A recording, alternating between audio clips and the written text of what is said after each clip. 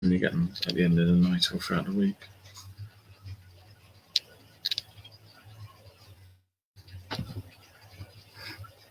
I don't know what you're doing, but good evening.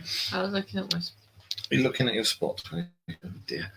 Well, if anybody decides to join us, and for everybody who's looking at us on Facebook or later on in the week, thank you for watching. And this is the first of our new show, the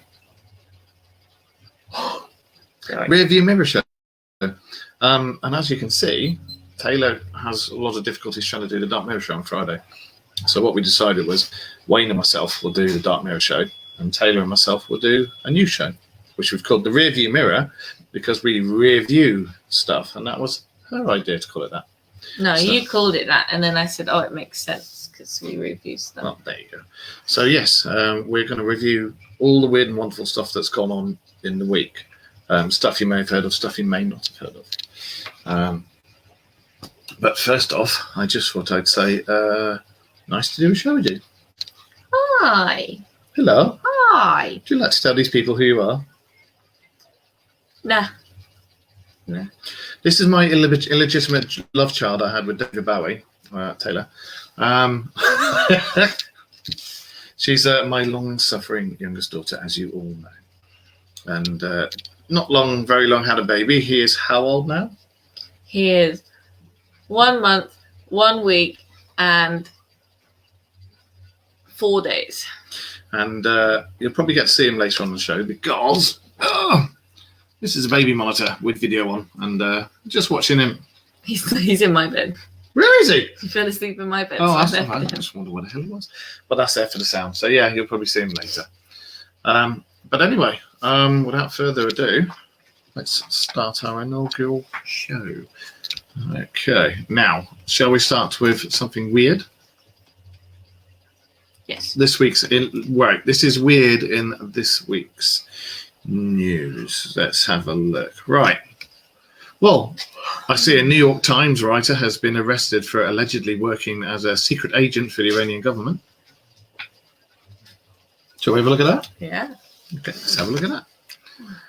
Right. Let's have a look. Kavi Afrasiabi, an opinion writer for the New York Times, was arrested and charged with acting and conspiring to act as an unregistered foreign agent for the Iranian government. If convicted, the gentleman could be sentenced to 10 years in prison. And the Department of Justice issued a press release. That's your son I can hear. The gentleman allegedly sought to influence the American public and American policymakers for the benefit of his employer, the Iranian government, by disguising propaganda as effective policy analysis and expertise. So basically, dude's been caught out for being James Bond in New York, and he was a writer for the New York Times. And all we can say is, tut tut. So that's one. Let's find another one. Let's stay away from COVID. There's a lot of stuff about COVID. Don't want to hear about COVID. Oh, and whilst I think about it, my bestest wishes from all of us here on all the shows and all the family here to Captain Tom. He's very ill, seriously ill in hospital with COVID at the moment, and I really hope he pulls through. So best wishes from everybody here. Right, let me have a look. Let's we got anything alien-y here? Let's have a look for alien-y. Oh, what you can hear now is, by the sounds of it, Junior coming downstairs in a second. Are you going to show me this? Show me this. You are. Right, so we just stay with this. Stay with this. We will go to unexplained or mystery or science. Let's go to unexplained. Is he awake? Oh no, he's back in his. Oh, there you can see him on there. Right. Here we go. I put it right next to him. Ooh. Right, what I'm going to do is mute this. Right, a white UFO with a saucer shape. He's snoring, listen. So here's a white UFO with saucer shape engraves in California. Let's have a look at this. Trouble with a lot of these UFO videos. It's one of those ones. Yeah. Is it going to be somebody lobbing a frisbee across the TV screen? Let's have a look. We review these live whilst you guys are with us. So let's have a look. Let's play. Oh my god! I just realised I yawned, but I did this. So you ended up with a baby in the first place. Right, let's have a look. Look at him. My only problem with this is this is the same company that when they brought these videos out, they've been rather dodgy. Right, there's definitely a white dot in the sky. I don't believe it.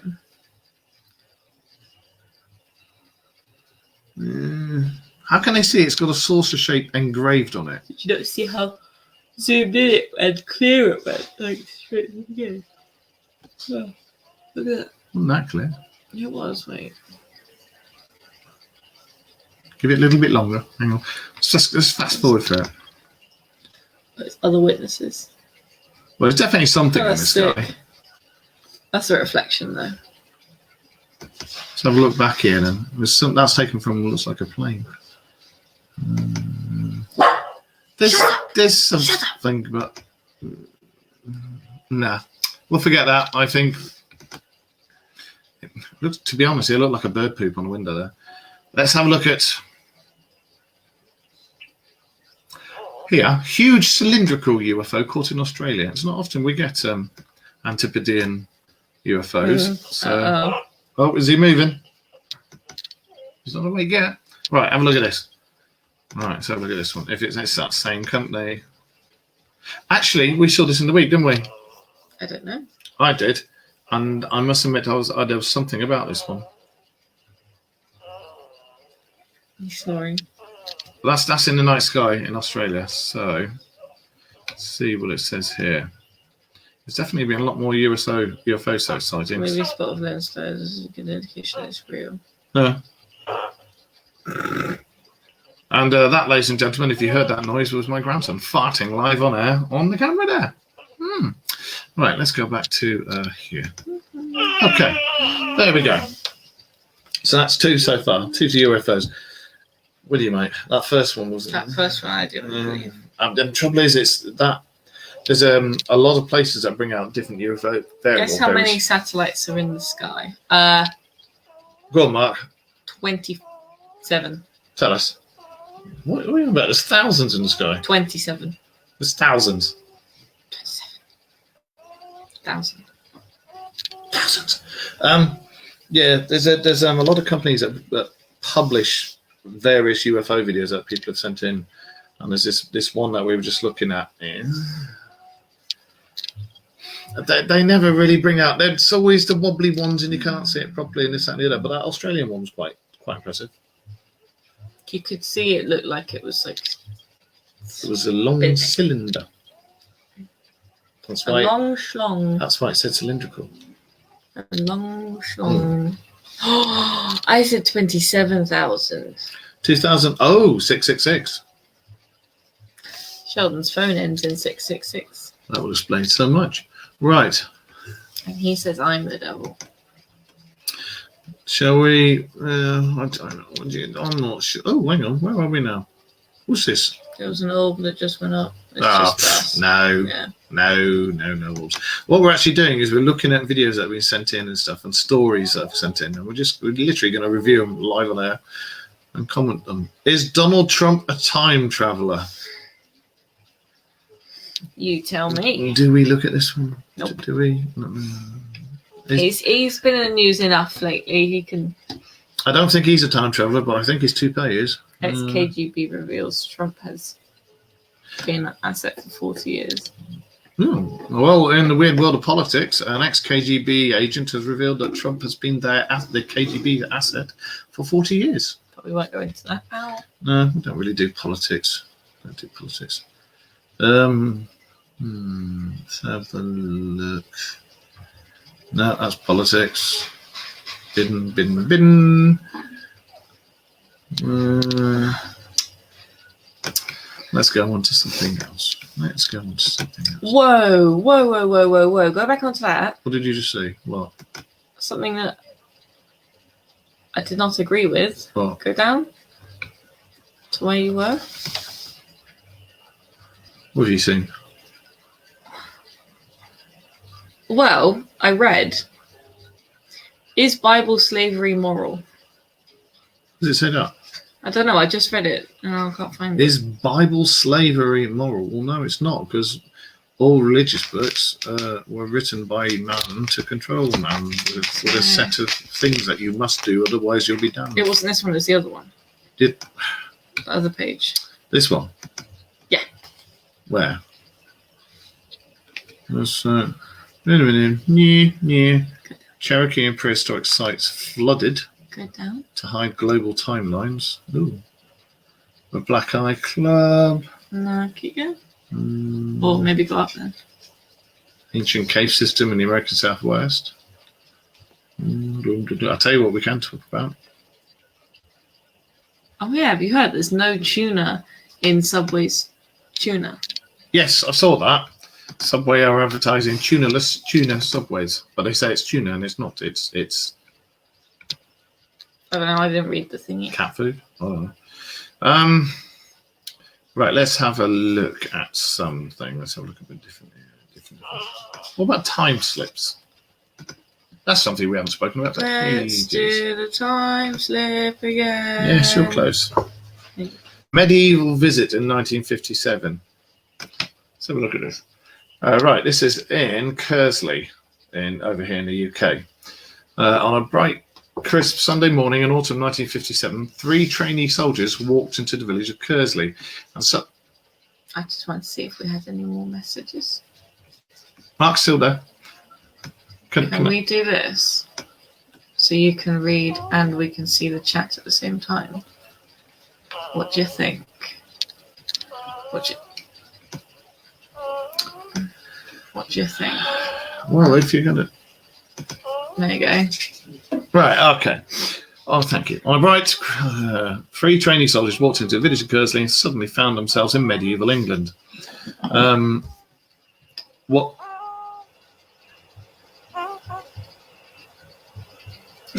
Is that him snoring? Yeah. One of them, William Lang, who was a keen observer of the countryside, was also certain that the trees and grass changed to the colours of spring during the time slip. As they approached Kersley from the countryside, the 3 soldiers could see the church with its tower on the hill and hear the bells ringing. About 100 yards from the church, the bells abruptly cut out and there was a general unnatural silence, with not a single bird call or breath of wind. Houses looked extremely ancient and there were no people, no TV aerials, telegraph wires or street lamps. At the stream, there were white ducks, but they were so quiet and lifeless that they appeared almost like decoys. Through the tiny cottage windows, the boys saw no sign of life or habitation. There was a butcher's shop in which appeared 3 skinned ox carcasses, green with age, surrounded by cobwebs. And they squatted by a bridge over the stream. The soldiers don't just squatted down to talk. No, the green ox carcass. Yeah, I wouldn't buy them there. The soldiers' sense of eerie sadness shifted to a sense of outright evil, as though they were surrounded by hostile watchers. After about 25 minutes in the ghost village, they accordingly, legged it, and could suddenly hear the church bells once more and see smoke rising from chimneys where there had been none. Modern images of the church suggest that it simply could not have disappeared from sight. This may indicate that the soldiers had slipped back some time way before the 12th century when it was first built. What do you make of that? Wow. What do you make of that? I think that's really cool if it's true.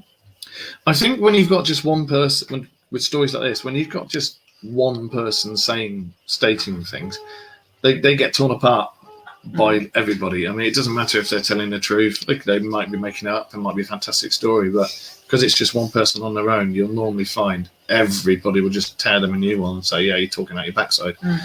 But the fact that you got 3 trainee soldiers who admitted that what the hell's going on here, and they shat themselves and then legged it, that to me adds credence to it, you know.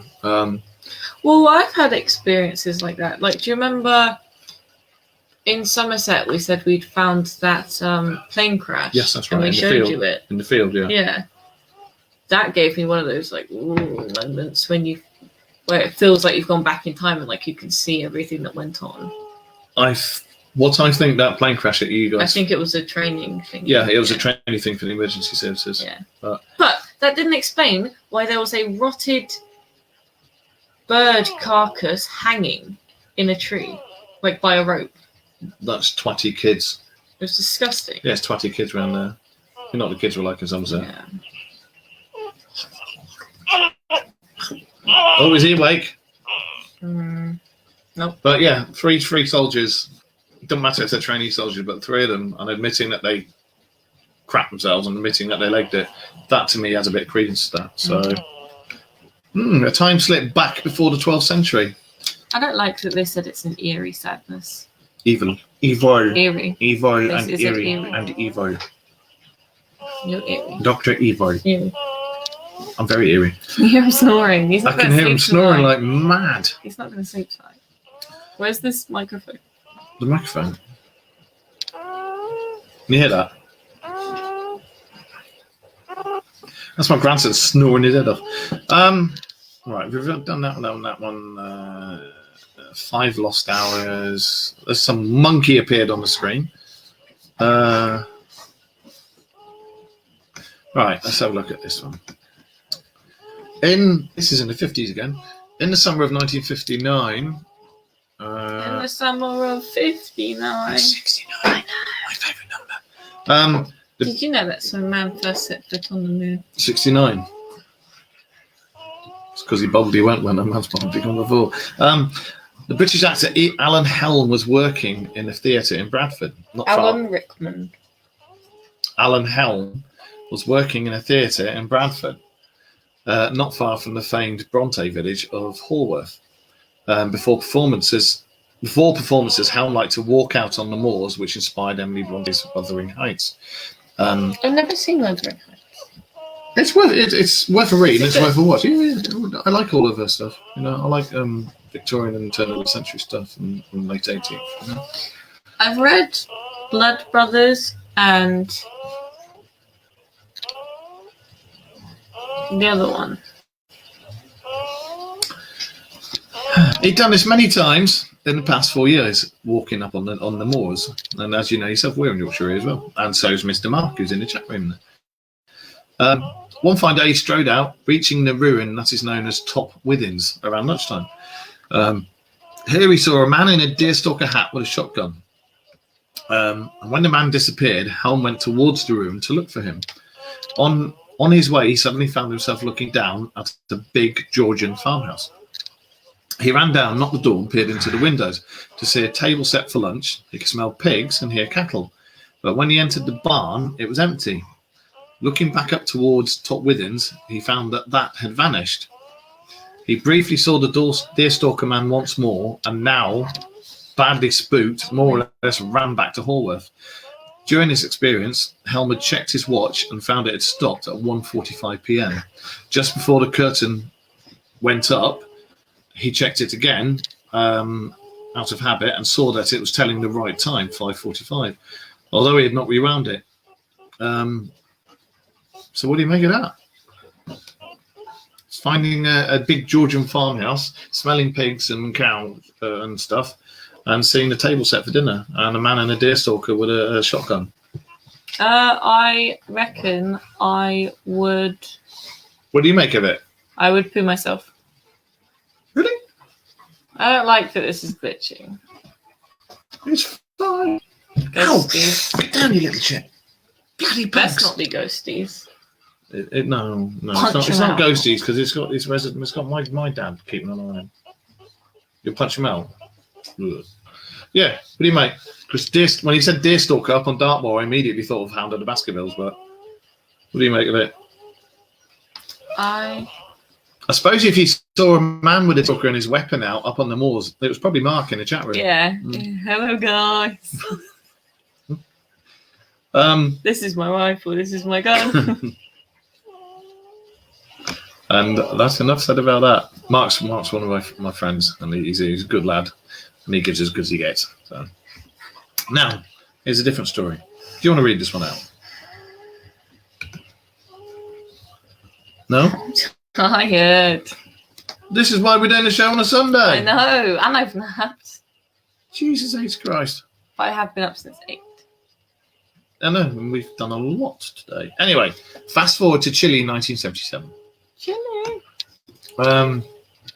Oh, 2 days after Becky's birthday.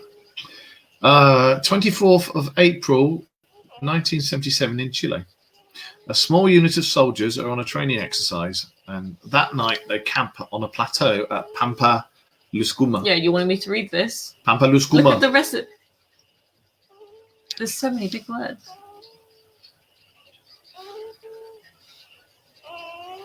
If you go back in time, would you peg it or explore? Peg it. Peg it means... No, not peg it It's is. the same thing, though. I'd peg a lot of things. I think I'd be wary of the dude with the shotgun.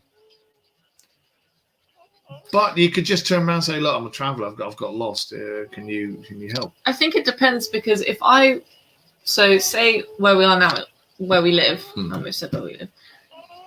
If I were to go back in time, because it's an old anyway, and see it how it was back in time, I don't think It'd be a hell of a lot smaller. I don't think I'd freak out. I'd be like, oh, you'd see the church. this is really cool. You'd see the church, and you'd see the people in minster. all their old clothes, and like, I think that's really cool. We could see the big blimp thing that they built.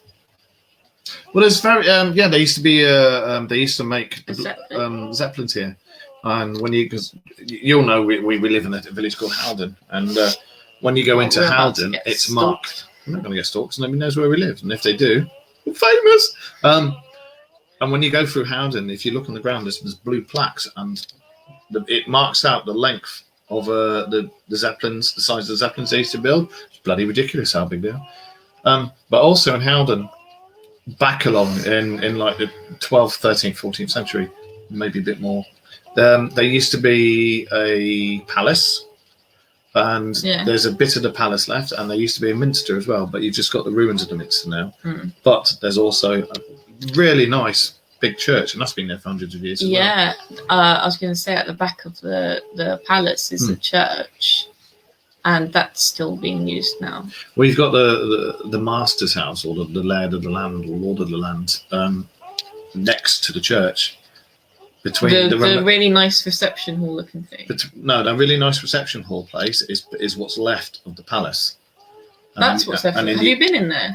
I went to know they had an art thingy, exhibition thing, and Sheldon and I went through this. It's actually really big. I'm hoping to do a paranormal investigation in there at some point. You got the passage, and then you got that big house that's all fenced off that you can't see. That's one. Yeah, that's the Lord's house. But imagine living there. That'd be really cool. I mean, Howden and all the local villages around here are full of historic stuff. Anyway, but, wait, I'm going to see. I took a photo. Keep talking. I'm going to show them the photo of the minster. But if you went back in time, I mean, the trouble is, because of the clothing that we wear, if we went back to 16th century, they're going to look at you like, what is this? What is that is wearing? Forsooth. It would be a bit difficult. What have you done? Kitten. Kitten's playing with a cord on her trousers that's actually dangling between her legs. There's just too many jokes. Which one should I show? This one or this one? That one. I took both of them. That one. That's the ruins of the minster and the church behind it. But can you imagine going back in time and seeing that? That'd be quite cool. And then seeing the remains of the palace and stuff. The Zeppelin place was there. I thought you smelled like bacon then. There is. It's the cat food. The Zeppelin place was there till in the 1920s. But anyway, what was I saying? What would you do, Mark? Would you shoot yourself, or would you explore? Depending, obviously, where you are. Because, like, if it was World War II in Germany. No, a time slip in where you are. So, like, he's somewhere in Yorkshire. What would happen if you had a time slip and you had, like, say, to the 16th century in your neck of the woods? Would you stay or would you run? Mind you, back then, 16th century, it was all people were being done for witchcraft and everything. 16th, 17th, early 18th. So you'd have to be really careful, wouldn't you? Can you imagine that? He would be had for being what are they called? The familiar. No, they're like wizards, but small. A small wizard. What, Dobby? Not Dobby. Dobby's cute. He died. Not Dobby. You're not going to die. What do you mean a small Yeah. wizard? I forgot what they're called. Sorcerer? Yeah. He'd be done for being a Sorcerer is the sorcerer. most powerful wizard you can think of. Yeah, but they're small. There you go. Yeah, explore, I called you definitely. small. Yeah. Explore, definitely. Yeah, exactly. But you'd have to be really careful, wouldn't you? If you're in these clothes, you'd have to go and mug someone and nick their smelly, dirty Or just walk around naked. Whatever. He'd do that. Mark would do that. Mark would be like, hey guys. You just hit when he walks. Yeah, fall. On that note, I'll carry on reading a story about Chile. A small unit of soldiers was on a training exercise. That night, they camped on a plateau at Pampa Luscuma, 12,000 feet above sea level. Their commander is Corporal Armando Valdez. Just before 4 a.m., a soldier named Rosales sees something strange. He calls Valdez, and coming towards them down the mountain are two violet-purple lights. The ground underneath is also glowing oddly. Perhaps they're flares of part of a mock attack. My fashion is so old it won't matter. Valdez wakes the others, and at 4:15 he goes to investigate what is now one large glow on the hillside, a few hundred yards away. The soldiers crouch behind a wall and cover him, and Valdez disappears. So too, moments later, does this violet glow. The soldiers wait in silence, and then at 4:30, Valdez reappears from behind them. He isn't well, and he seems to be sleepwalking. He presently collapses on the ground, and at dawn, things get rather interesting. I would have said they got rather interesting already. What would you? I mean, Mark, you're an ex-soldier. We're both army. Can you imagine, like, if we're covering somebody and the CO goes over and just vanishes, and the big purple light that you go, oh, possibly aliens? Not sure. Vanishes as well. Wait. Oh, I thought they meant like behind a hill, as in like that's how he vanished because he just went out of sight. I didn't realize he just vanished. There he went. A wizard walks into a gay bar and disappears with a puff.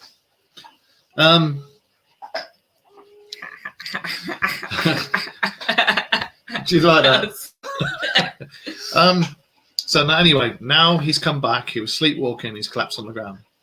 And at dawn, things get interesting. The soldiers who had seen Valdez shave the previous night find that he has several days' growth of beard. Oh, bloody hell, that's weird.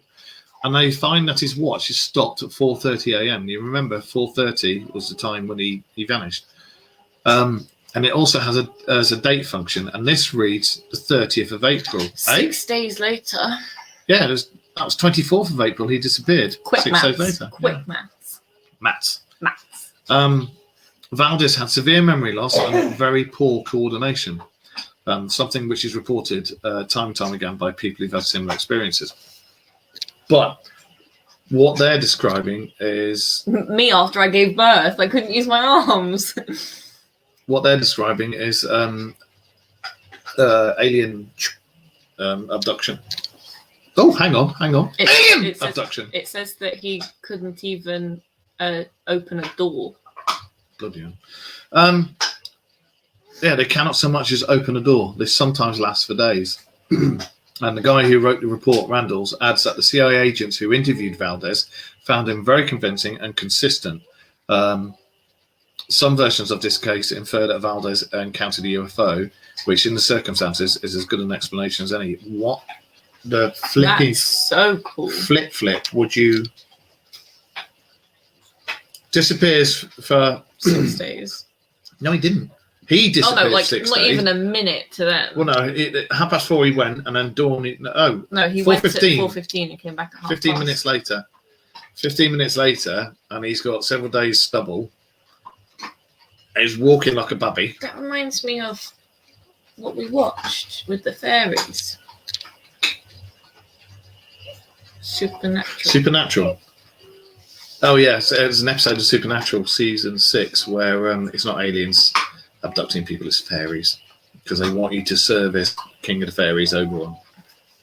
And you're gone for like 6 hours in real time, but in your time, it's not even a second. But yeah, the thing that I find very interesting about South America as a whole, with their military and their government, as we were talking about it, weren't we? very, very open in regard to UFOs, USOs, abductions, sightings, everything, isn't it? Yeah. They don't close ranks. They don't go, oh, this has never happened. Oh, nothing like this, like the Americans, the British, most of Europe do. Finley weed on my toothbrush today. Finley did more than that as well. Shat But on my floor as well. I held a naked Finley and I had my hand holding his arse and I pulled my hand back just in case. And he went, fired all over the carpet. Yeah. Anyway. I want to ask Mark how his missus is, but I'm not sure if we can say her name online just in case people are like, Just say, how's your missus? how's everybody, Mark? I won't say their name. There you go, you said it. Cases like these, I love, like I said, especially South American, because they're in everything that I've researched, interviewed, TV, everything. They always come across as very credible and very honest, and they don't stand to make anything out of it. And in fact, if anything, they send themselves up for ridicule for people in other countries going. And another country that's actually very open with their ufology and USO is Italy. Point over here? No, over here. Over here. Put your finger in me. So that was an interesting case, that one. I liked that. Did you? I thought that was very cool. The Phantom Horses of Ruffham in Suffolk. Do you want to talk about the Phantom Horses in Ruffham in Suffolk? I can try.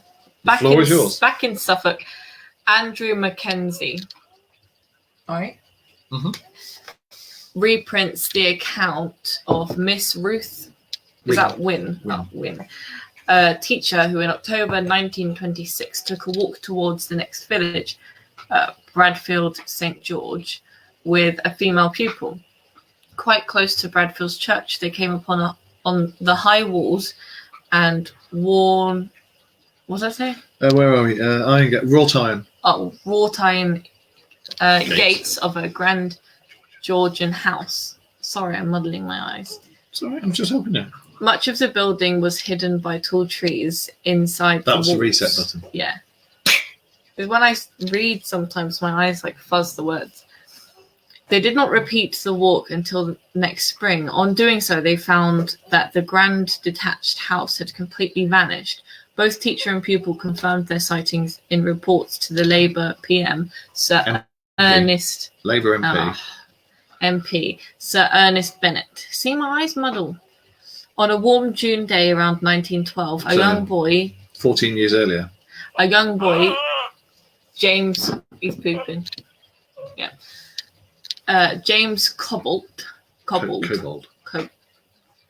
It's double B. Cobbold. Okay, Cobbold was assisting the Ruffham butcher George Waylett.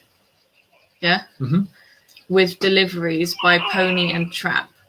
As they drove along Kingshaw Street, the air turned cold. There was a sudden loud whoosh, and the pony reared in terror and threw Waylett from the car. A sudden loud what? Whoosh. I thought it was.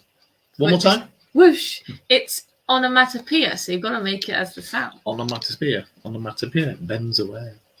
For just seconds, there appeared a 3-storied Georgian house with garden and elaborate flower beds before a mist shrouded it and was all gone. Scrambling up, Waylett yelled, "That bloody house! This is about the 3rd time that I've seen that happen." Whoa. So what do you make of that?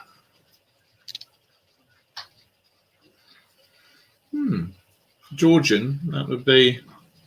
Well, it'd be before 1912 anyway.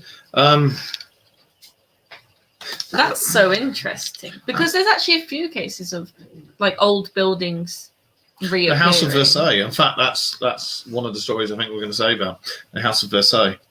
I know that I think it was 2 ladies were walking in. I'm really glad that you know how to read that because I read that as Versailles. The House of Versailles, there was 2 women walking and they literally time slip and they saw, I think, Marie Antoinette. I think. Hang on, let me... Oh, did you know that martini glasses are based off Marie Antoinette's titties? Did you know that? But you know what? I knew that her boobage, her décolletage, had Did he? inspired something, but I wasn't sure what it was. It's I'll show you. Martini glasses. I think it's inspired by her boobies. Yeah. Okay. Yeah. And it was given to her as a gift. I hope you guys well, I hope she feels better soon, and I hope the kids are doing okay as well as you. No, I don't know that. Oh. Regards to everybody there, mate. Right. Would you like to hear about the House of Versailles? Now, the House of Versailles, as you know, was a very famous French royalties palace Do and you gardens. spell Marie Antoinette? Well, if you look on here, you probably see it. Let me read this. Right. On the 10th of August... Oh, hang on. Was I right? No, this wasn't the case I was talking about. This is another case of the same thing. No, I was close enough. Who was it? No, it was her. It's just a champagne glass. Oh, But champagne. it's not a flute. It's a glass.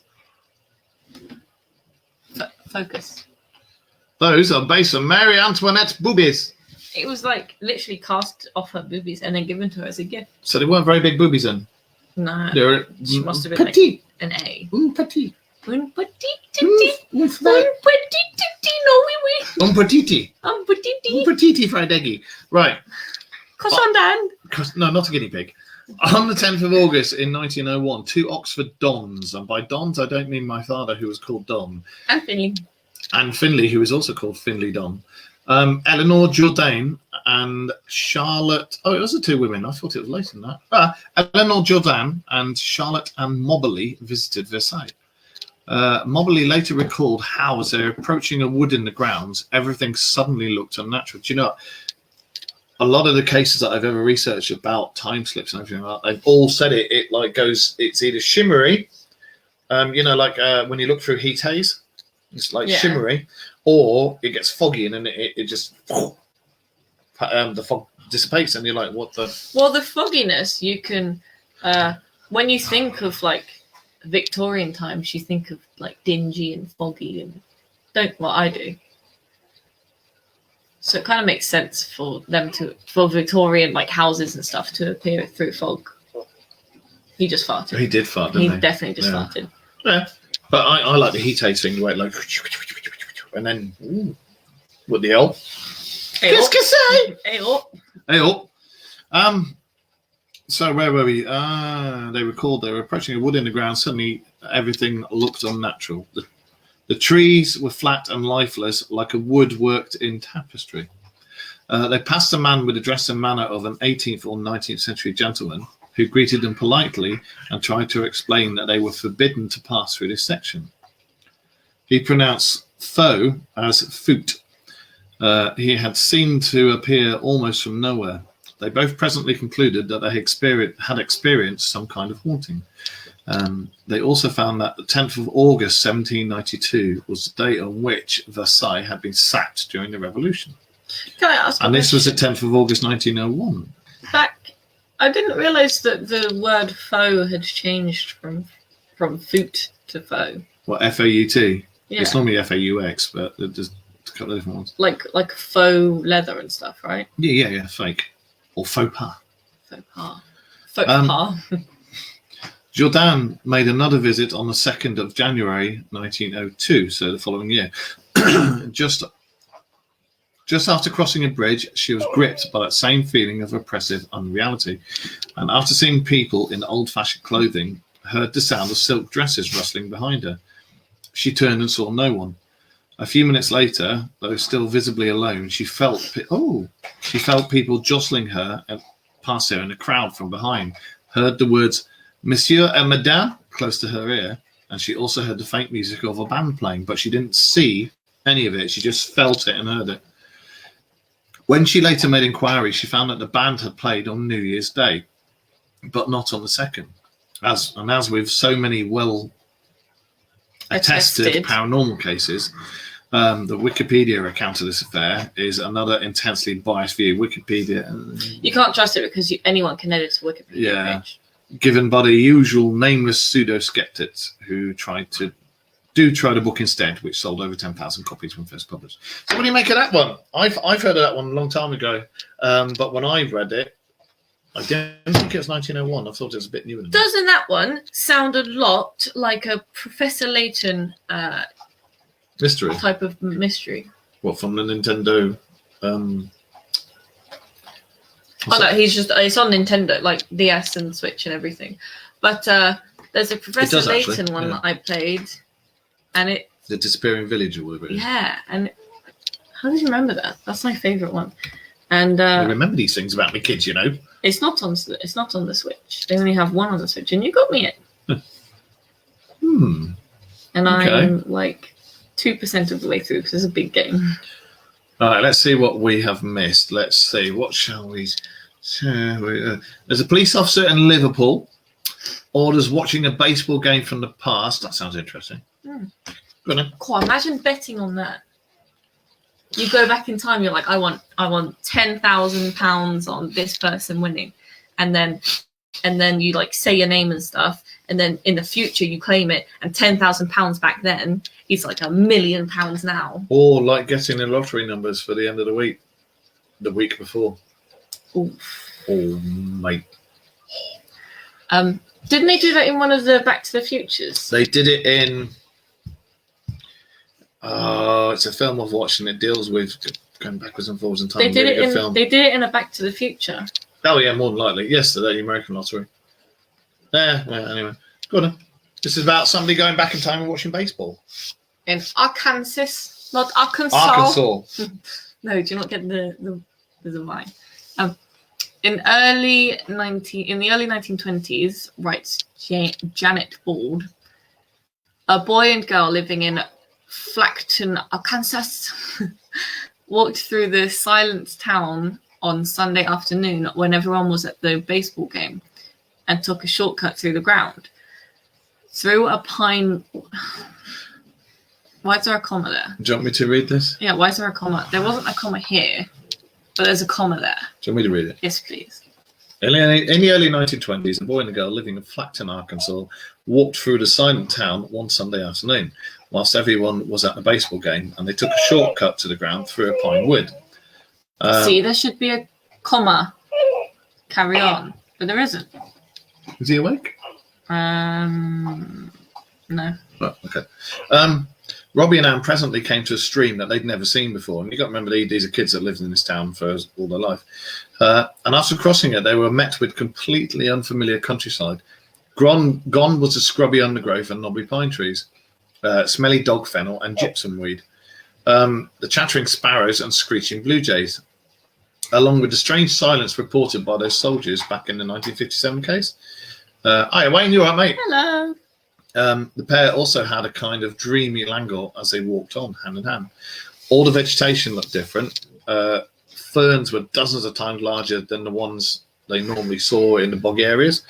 Dinosaurs used to eat them. They did. And on reaching a small rise, they saw off in the distance the Bull Diamond and their friends. They could hear voices from the game, but they sounded really tinny and disembodied. So, you know, when you're flicking through the stereo and you get it right on the edge of the hearing, like that. Anne and Robbie watched the game until it ended, and they I like that last sentence. That's a very cute sentence. Into the expected serenity of their own time. Shh. Okay. Scotty, I have a whole bag of with your name on it. And presently recrossed the unfamiliar stream. When they looked back, the dream world had vanished. And notice that here, those within what seemed to be a time slip are also looking forward into the expected scenery of their own time. I read it as serenity. The expected serenity of their own time sounds way cooler. So what do you make of that? Going backwards in time in their town, but they could still see the baseball game that was playing in their own time. Oh, is that what went on? Yeah. I was confused. They walked through They walked through what they were expecting to be like the back lanes and scrubby backland, Yeah. and no stream in that, and then all of a sudden in a lush vegetation Nature, area, yeah. stream, massive ferns and everything, but they can still see the baseball game. They got to the top of the hill, sat down and watched the baseball game. To be honest, I would love that. I'd actually love that. To know that it's just a dirt road and there's not much on it, and then you walk through and there's like a river, all these plants. Don't you think that'd be so cool? It's like we said earlier when we were talking about some of the time slips that have happened elsewhere.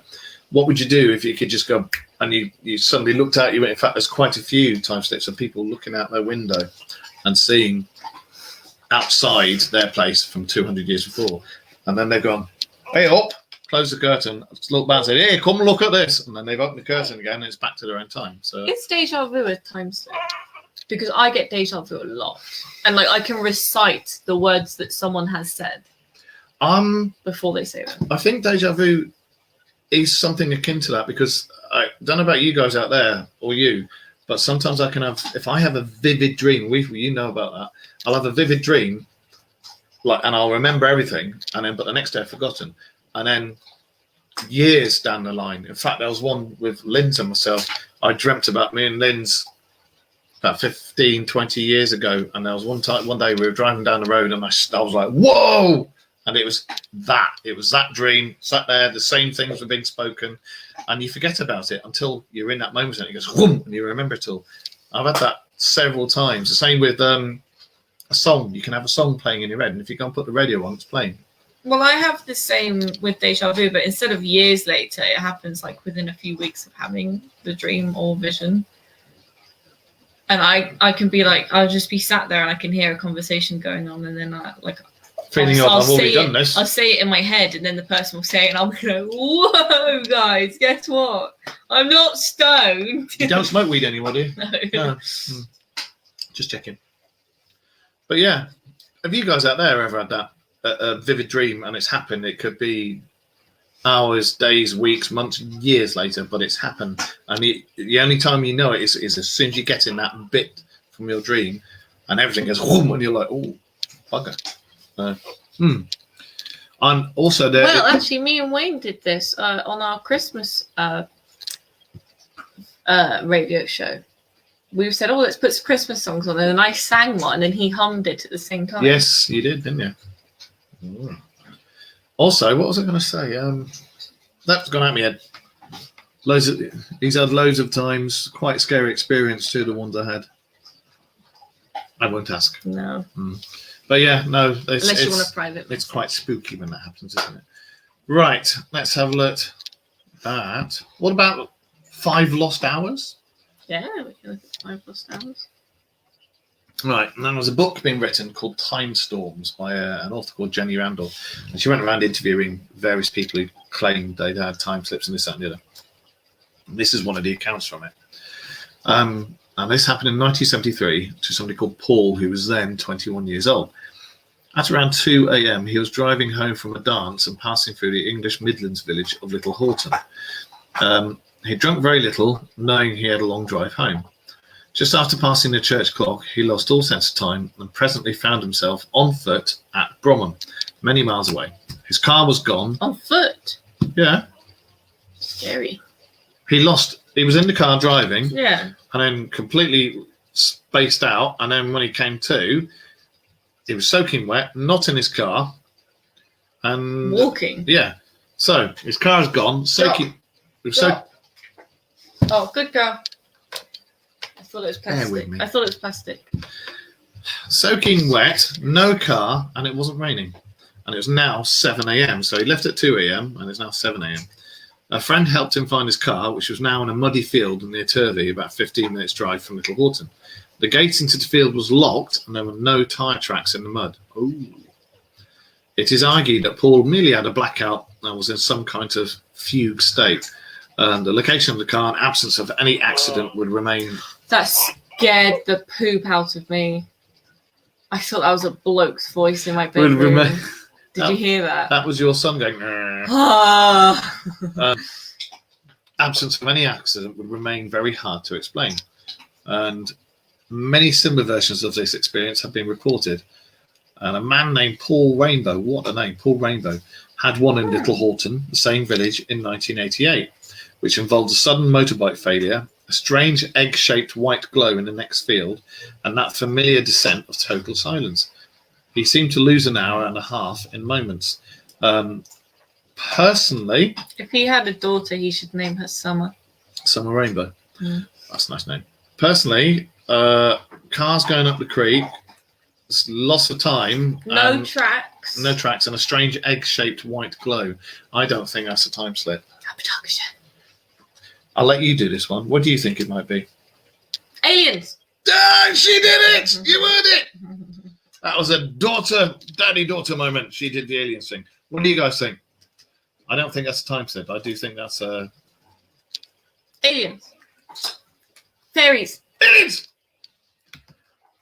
See, there's so many jokes there and I can't do it because people all complain. Right. What time is it? We got 10 minutes left. Right. So let us go and find... What about that one? There you go. A fairy fair in 17th century England. Would you like to read out that one out? A fairy I can fair. try. 1 second. 17th century England. Mark, you might be in luck here. It might be your ancestors. But no. Yeah? Oh, Wait for it. Jesus. How Jesus. cool is that? Screenshot. That's so cool. Readers have probably noticed that some of these cases look like ghost sightings. So complicate matters a little further. Witnesses often thought time slips to involve fairies. Around 1635, a man was riding home past a hill called Blackdown near Taunton in Somerset. Oh, yeah. We know Blackdown, don't we? We're from Somerset. There's a lot of fairy stories down in Somerset. Yeah, normally people drunk. He suddenly saw on the side of the hill a great company of people, apparently assembling for a county fair. There were pewterers, shoemakers, peddlers, and all kinds of trinkets, fruit and drinking booths. Realizing that this was the wrong time of year for a fair, he decided to ride into the gathering and learn more. Having them in view very clearly, when the rider came into assembly, he could discern nothing at all, only seemed to be crowded, and thus, as when one passes through a throng of people. Hold up. He could see them, but when he got there, they weren't there. He couldn't make out anything at all. And although it seemed to be crowded, he was thrust through it as though somebody does when they go a big group of people. All the rest became invisible to him.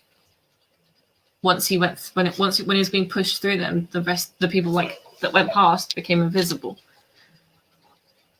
Where am I? Until he came. Until he came at a little distance, and then it appeared to him again, as at first. So he went through it, they disappeared, and then all of a sudden they just all reappeared again. He found himself in pain, and so hastened home. Right, hastened home. When he arrived. Why is it in such oldie language? When being arrived, wait, is that his name?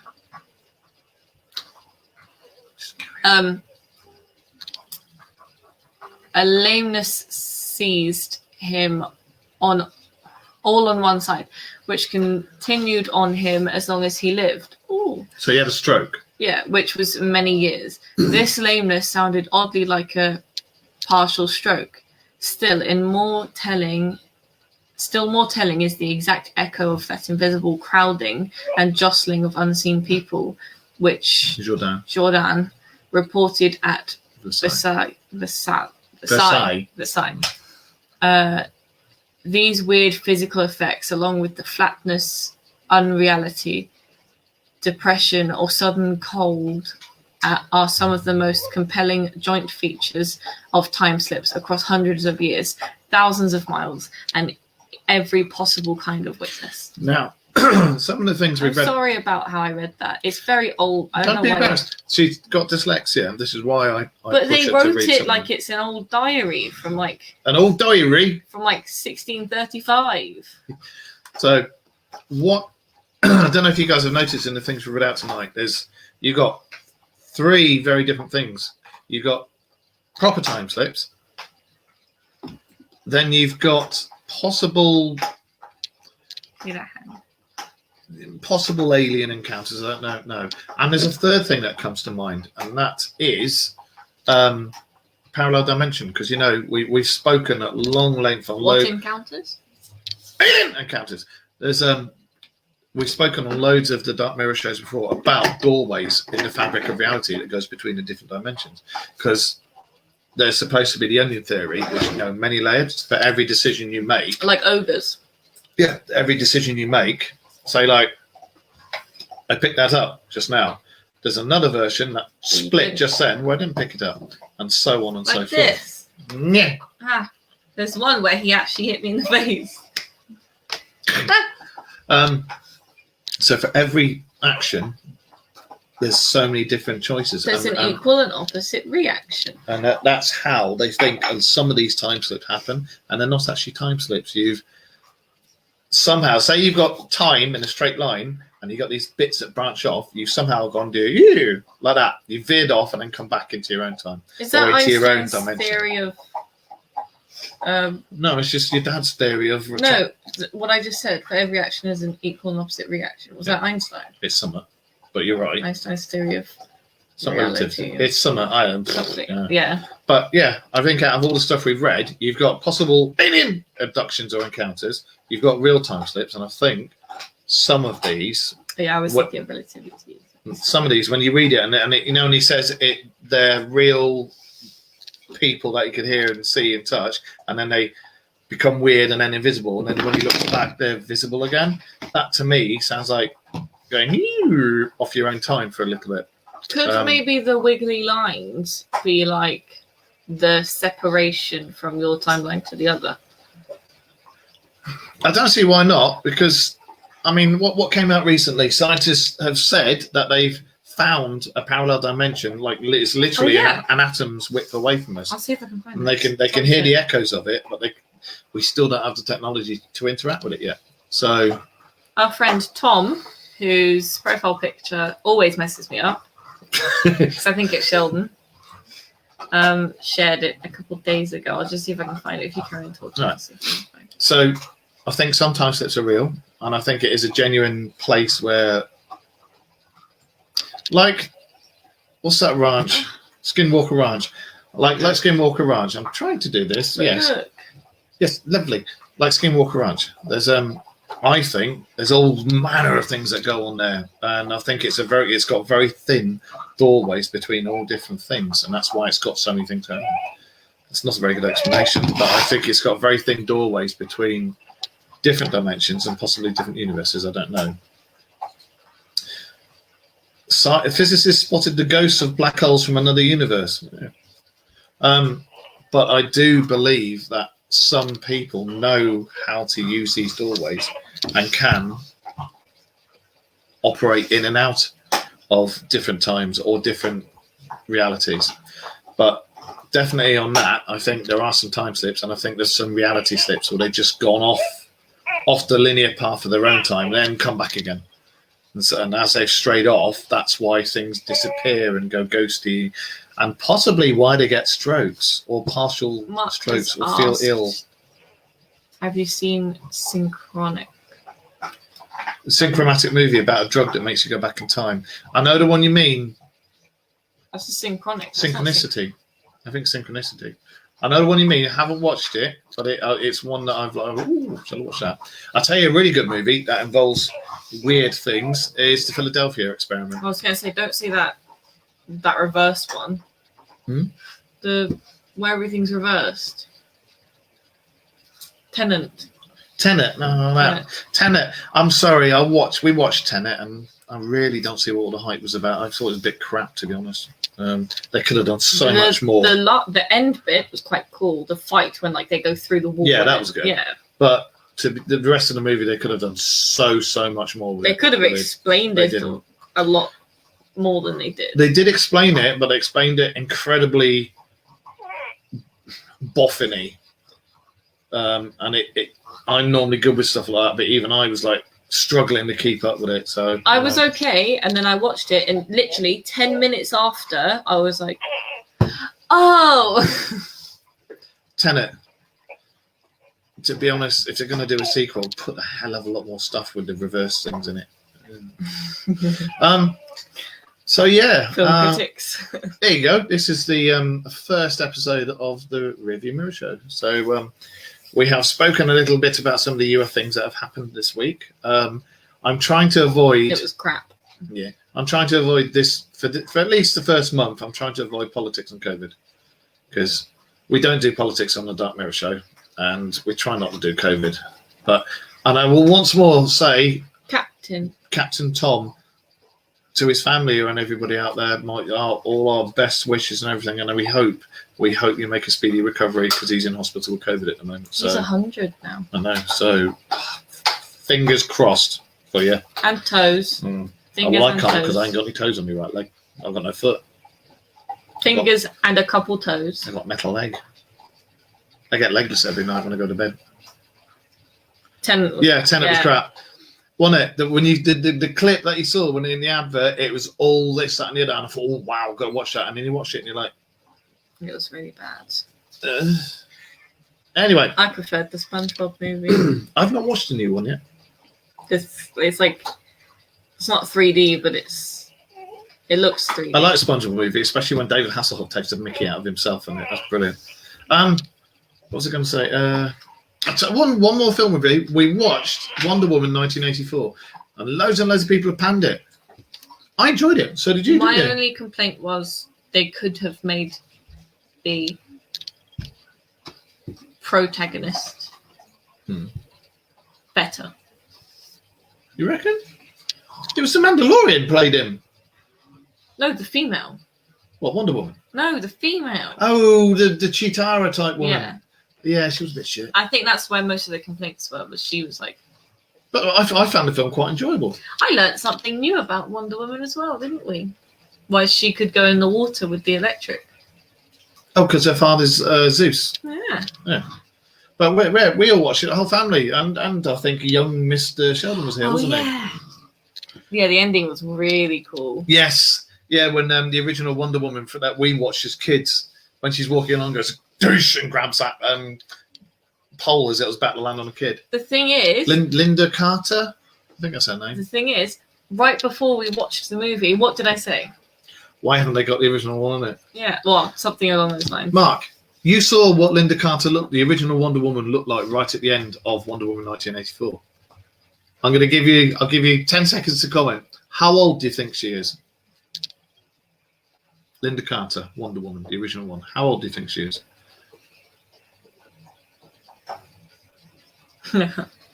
Just give me a couple of seconds. Who the hell's that? That's Linda Carter. That's not Linda Carter. Oh wait, why did I click on something else? It's not Linda Carter. It says in EastEnders. I know how old she is. Yeah, but that.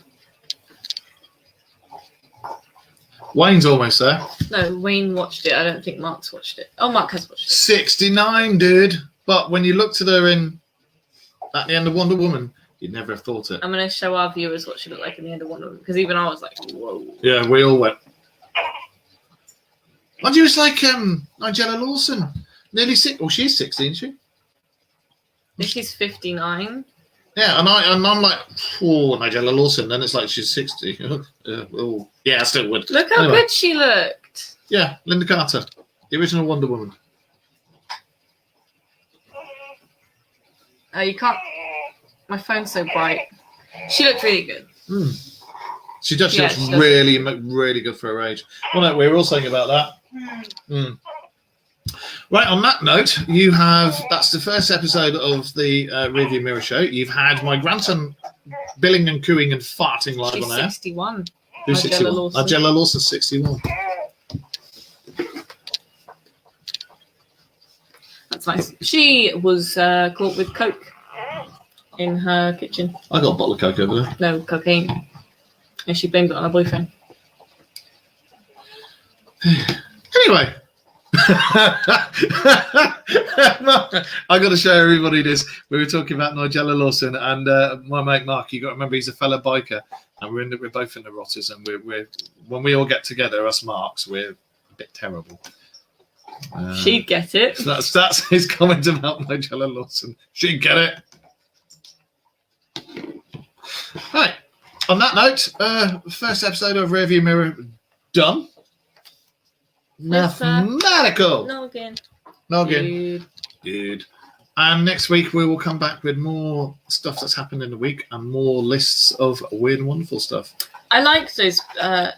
Is it the diamond painting? Like you put the little diamonds on the paper? Because I really like them. I've got no idea what you're talking about. I'm talking to Wayne. Diamond painting. There's like a thing where you make a picture. Ow. Look who showed up. Out of tiny diamonds. Tiny kitten trying to get into one of the fish tanks. Right. Glad you liked it. And we'll be back. Remember, guys, we'll be back on Friday with the Dark Mirror Show, which will be myself and Mr. Wayne. Yeah, it is. I like them. Ah, cool. And then every Sunday will be the Rearview Mirror Show with myself and Taylor. So until then, I shall say thank you very, very much for listening. I'm going to put this up on YouTube in a minute. Thank you ever so much for being there the whole way through it, Mark. Really appreciate it. Thank you. And thank you for joining in, Wayne. And whoever that other person was who came in. Didn't comment. Also, just once again, Captain Tom, we hope that you do get better. Yeah, really do. Because after everything he did for everybody, and then for him to go down with that, how much did he raise? That just takes a piss, and I really hope he does pull through. So I want to just see how much he raised. Oh, and another thing I meant to say is, like on the night we'll have like 3, 4, 5 people watching us. The end of the week, it's normally between 100 to 300 people have watched the show, and then give it a month later, and it's very good numbers. So what? Guess how much he raised? It was a few million, wasn't it? 30 million. 30 million for the NHS. Well, his final, he had raised 32 million plus another 6 million in tax rebates under the gift aid scheme. So say 40 million. I really hope that goes to good work and that the government doesn't go, hey, let me have some of that. Anyway, on that note, thank you very, very much for listening and watching, and all of you who are watching it here and later on and on YouTube. And we will see you again Friday, Dark Mirror Show, 9 p.m. Sundays. Saturday. Spookanori. Oh yes, Mr. Wayne Spookanori is on a Saturday as well. And that's 9 p.m. as well, isn't it? Mr. Wayne 7 presents Spookanori. Yeah? No, it's Friday at 10 p.m. Or has he moved it to Saturday? Because it used to be Friday 10 Whichever it is, it's either Friday at 10 p.m. It'll be on his page. After Dark Mirror Show, or Saturday 9 p.m. But it's Mr. Wayne's Saturday. Thank you. It's Mr. Wayne 7 presents Spookanori, and I thoroughly recommend it. My missus loves the books. I love the books. He's a good mate, fellow presenter. Have a listen. He has a baby that was born on the same day as mine, but a year earlier. Oh, bugger, yeah. Anyway, Dark Mirror Show, Fridays, 9 p.m. as normal, and the Rearview Mirror every Sunday, 9 p.m. Stay safe, everyone, and socially distanced. Socially distance yourself. Bye-bye, everybody. Bye-bye. See you next week. Bye-bye. Now I have to press end broadcast. There you go. See, usually a Friday night at 10 p.m. Live readings. Last one's finished. Okay, cool. Okay. Right. Bye. Bye.